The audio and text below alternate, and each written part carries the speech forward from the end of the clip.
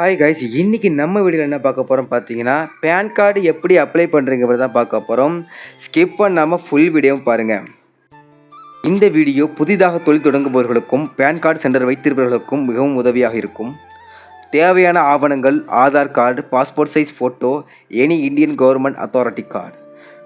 நீங்கள் பார்த்தீங்கன்னா பேன் கார்டில் நேமுக்கு உங்கள் பேருக்கு பக்கத்தில் தந்தை பெயர் இருந்தாலும் சரிங்க, தந்தை பெயர் இல்லாவிட்டாலும் தந்தை பெயருக்கு பதிலாக தந்தையின் பெயரின் முதல் எழுத்து இருந்தாலும் பரவாயில்லைங்க, பேன் கார்டு அப்ளை பண்ண முடியும். ஆனால் டேட் ஆஃப் பர்த் பார்த்தீங்கன்னா முழுமையாக இருக்க வேண்டும். அதற்கு பதிலாக வெறும் வருஷம் மட்டும் இருந்ததுன்னா பேன் கார்டு அப்ளை பண்ண முடியாது. நெக்ஸ்ட் பார்த்தீங்கன்னா சிக்னேச்சர் உடைய ஃபோட்டோவும் சிக்னேச்சர் இல்லாத ஃபோட்டோவும் வாங்கிக்கோங்க. வாங்க வீடியோக்குள்ளே போகலாம்.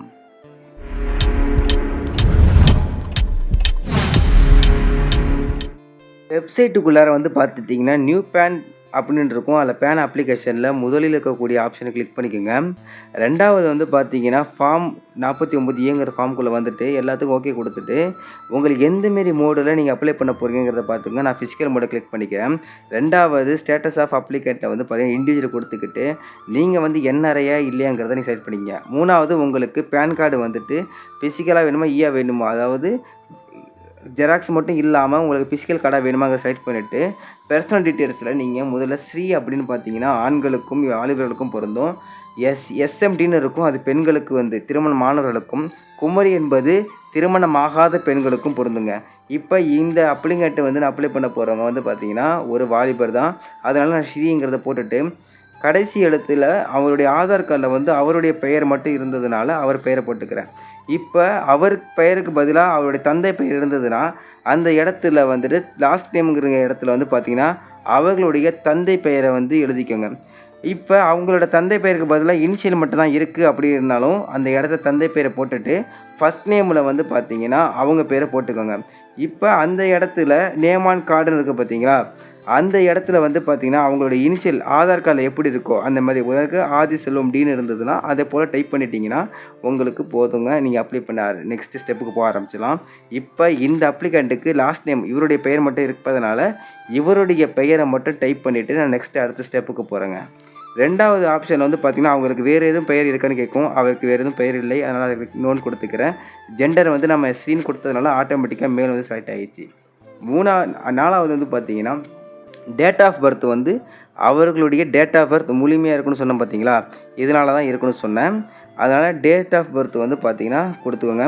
இப்போ நான் எஸ்எம்டின்னு கிளிக் பண்ணி ஆட்டோமேட்டிக்காக ஃபீமேலில் மாறிச்சு பார்த்தீங்களா. இப்போ ஸ்க்ரீன் கொடுத்தோன்னா ஆட்டோமேட்டிக்காக மேலாக மாறிடுச்சு பாருங்கள். ஓகே, இப்போ நெக்ஸ்ட்டு டேட் ஆஃப் பர்த் கொடுத்துட்டு நெக்ஸ்ட் ஸ்டெப்புக்கு போக ஆரம்பிச்சிடலாம்.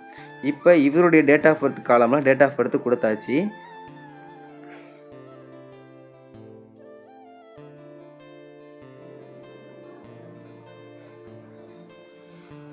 நெக்ஸ்ட்டு அட்ரஸ் ஆஃப் கம்யூனிகேஷனில் பார்த்தீங்கன்னா இவங்களுடைய ரெசிடென்சியை நான் கிளிக் பண்ணிக்கிறேங்க. இப்போ இவருடைய டேட் ஆஃப் பர்த் பார்த்தீங்கன்னா 2007 இருக்கிறனால இவர் ஒரு மைனர் கேஸுங்க. அது பக்கத்தில் மைனர் கேஸுங்க ஷோ ஆகிடுச்சு.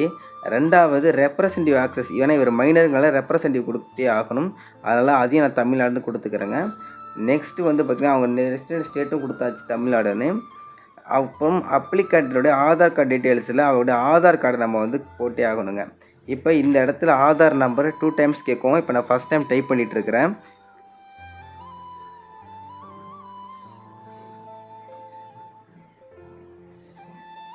டைப் பண்ணியாச்சு, என்டர் கொடுத்துட்டேங்க. ரெண்டாவது இப்போ அவருடைய இதை ரீஎன்டர் இப்போ கேட்டுச்சு, அது ஒரு ரீஎன்டர் டைப் பண்ணிகிட்டு இருக்கிறேன். ஓகே, டைப் பண்ணி முடிச்சாச்சு. ஓகே கொடுத்துட்டு நெக்ஸ்ட் ஸ்டெப்பு அவருடைய ஆதார் கார்டில் எப்படி இருக்குதோ அதே சேம் டைப் பண்ணிக்கணும் இந்த இடத்துல. இப்போ அவருடைய பெயர் மட்டும் இருப்பதால் நான் அவருடைய பெயரை முழுமையாக டைப் பண்ணி கொள்கிறேன். வெயிட் பண்ணுங்கள். ஓகே, டைப் பண்ணி முடிச்சுட்டு நெக்ஸ்ட் ஸ்டெப்புக்கு அப்புறம் கிளிக் பண்ணிவிடுங்க. அடுத்து டாக்குமெண்ட் டீட்டெயில்ஸில் பார்த்தீங்கன்னா அனைத்தையும் ஆதார் கார்டாகவே கொடுத்துக்கோங்க. சில பேருக்கு ஆதார் கார்டு எடுக்கலைன்னா அது எப்படி சால்வ் பண்ணுறங்கிறத நான் அடுத்த வீடியோவில் சொல்கிறேன். ஓகே, நெக்ஸ்ட் ஸ்டெப்பு நான் போயிட்டேங்க. இப்போ பார்த்தீங்கன்னா இந்தமாரி ஷோ ஆகிடுச்சுன்னா நெக்ஸ்ட் நீங்கள் அடுத்தது டைப் பண்ண ஆரம்பிச்சிடலாம். இப்போ இங்கே அவருடைய மொபைல் நம்பரை நான் கொடுக்குறேங்க. மொபைல் நம்பர் டைப் பண்ணிக்கிட்டு இருக்கிறேன். ரெண்டாவது இமெயில் ஐடியில் பார்த்தீங்கன்னா எப்போதும் கஸ்டமருடைய டீட்டெயில்ஸை இமெயில் ஐடியை கொடுத்துடாதீங்க. ஏன்னா அவங்களுக்கு இமெயில் செக் பண்ணி அவங்களுடைய கார்டு எமர்ஜென்சியாக தேவைப்பட்டால் ஜெராக்ஸ் எடுக்க தெரியாது. அதனால் அந்த இடத்துல உங்களுடைய இமெயிலை டைப் பண்ணிக்கோங்க. அடுத்து பார்த்தீங்கன்னா பேரண்ட் டீட்டெயில்ஸில் உங்களுக்கு சிங்கிள் பேரண்ட் மதரான்னு கேட்கும். பேரண்ட்ஸான்னு கேட்கும். நீங்க இல்ல அதாவது தந்தை இல்லாம தாய் மட்டும் இருந்தாங்கன்னா, எஸ் குடுத்து தாய் பேர் டைப் பண்ணிக்கங்க. தந்தை இருந்தாங்கன்னா, தந்தையும் தாயும் இருந்தாங்கன்னா, நோன்னு குடுத்துட்டு, தந்தையினுடைய பெயர வந்து கிளிக் பண்ணிக்கங்க. அதுவும் லாஸ்ட் நேம்ல தான் டைப் பண்ணணும். நெக்ஸ்ட்டு வந்து பார்த்தீங்கன்னா, ஆ அந்த இடத்துல ஃபர்ஸ்ட் நேம் வந்து குடுத்துறாதீங்க. லாஸ்ட் நேம்ல வந்து டைப் பண்ணிடுங்க. அடுத்து நெக்ஸ்ட் ஸ்டெப்புக்கு போயிடுங்க. அங்க வந்து அட்ரஸ் டீட்டெயில்ஸ்ல வந்து பார்த்தீங்கன்னா, ஆதார் கார்டுல எப்படி இருக்கோ, சேம் அதே மாரி டைப் பண்ணிக்கங்க. இப்ப அவங்களுக்கு வந்துட்டு டோர் நம்பரோ, இல்லாட்டி ஃப்ளாட் நம்பரோ ஏதாவது இருக்கும். அதுல வந்து நீங்க டோர் நம்பர் இருந்தா டோர் நம்பர் டைப் பண்ணிக்கங்க. நெக்ஸ்ட் என்ன வில்லேஜ் அப்படிங்கிறத நீங்க குடுத்துருங்க. இப்ப இந்த ஆப்ஷன் வந்து பார்த்தீங்கன்னா, இப்ப வில்லேஜ் கேட்டிருக்கிறாங்க. அந்த இடத்துல நான் வந்து வில்லேஜ் வந்து டைப் பண்ணிக்கிறேன்.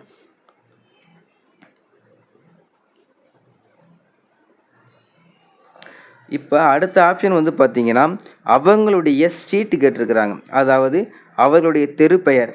ஓகேங்களா? இந்த இடத்துல அவங்களோட தெரு பெயர நான் வந்து டைப் பண்ணிக்கிறேங்க. இப்ப அவங்களுடைய தெரு பெயர் வந்து பார்த்தீங்கன்னா, பொட்டவெளி தெரு அப்படின்னு சொல்லி போட்டிருக்கு. அதெல்லாம் சேம் அதே போல டிக்டோவா நான் காப்பி பண்ணிக்கிறேன் இந்த இடத்துல. ஓகேங்களா?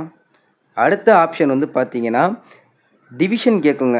டிவிஷன் வந்து பார்த்தீங்கன்னா, அவர்களுடைய தாலுகாவையும், டிஸ்ட்ரிக்ட் வந்து அவர்களுடைய மாவட்டத்தையும் குறிக்கும். இப்ப நான் அவங்களுடைய தாலுகாவையும், அவர்களுடைய டிஸ்ட்ரிக்டையும் நான் செலக்ட் பண்ணிக்கிறேன். ஓகேங்களா? பின்கோடு வந்துட்டு அடுத்த ஆப்ஷன் கேட்கும். நான் வந்து பின்கோட வந்து பிளர் பண்ணியிருக்கிறேன். அடுத்த ஆப்ஷன் பின்கோடு கேட்கும். பின்கோட வந்து டைப் பண்ணிக்கோங்க. உங்களுக்கு ஆஃபீஸ் அட்ரஸ் இருந்தா குடுத்துக்கோங்க. இல்லாட்டி குடுக்காதீங்க.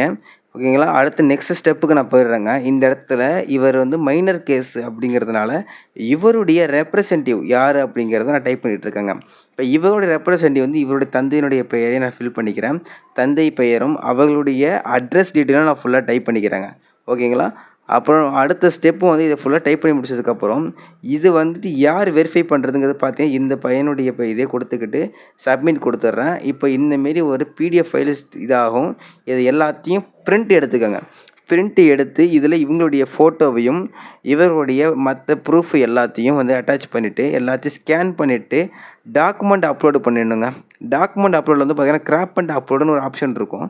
இந்த ஆப்ஷன நான் யூஸ் பண்ணி ரொம்ப சிம்பிளா முடிச்சுருவேங்க. ஏன்னா தனித்தனியா என்னால அப்லோட் பண்ண டைம் இருக்காது. அதனால டோட்டல் ஃபைலையும் பிடிஎஃப் ஃபைலையும் அப்லோட் பண்ணிட்டு, அதில இருக்கக்கூடிய இப்ப இவர் மைனர் கேஸ் அப்படினால இவருடைய பாஸ்போர்ட் சைஸ் ஃபோட்டோ அப்லோட் பண்ணணுங்கிறது தேவையில்லை.